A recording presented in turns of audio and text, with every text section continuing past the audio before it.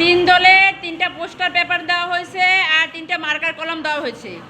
তোমরা উপর দিয়া হেডিংটা লেখো, পানি দূষণ, মাটি দূষণ এবং বায়ু দূষণ। তিন দলে তিনটা কাজ, ঠিক আছে? এখন 4টি করে বাক্য লিখবা। দূষণের কারণে কি কি ক্ষতি হচ্ছে, মাটি দূষণের কারণে কি কি ক্ষতি হচ্ছে, পানি দূষণের কারণে কি কি ক্ষতি হচ্ছে, আর বায়ু দূষণের কারণে কি কি ক্ষতি হচ্ছে। লেখা শুরু করে দাও। যে দল লেখা শেষ হবে সেই দল আগে হাততালি দিবা। তিন দল লেখা শেষ হওয়ার পরে দলনেতা সামনে এসে উপস্থাপন করবা কাজটা।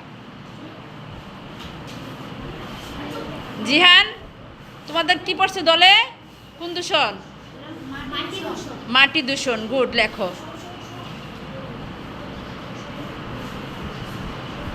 আব্দুল্লাহ, তোমাদের কি পড়ছে? কোন দূষণ? পানি দূষণ। আচ্ছা, লিখো।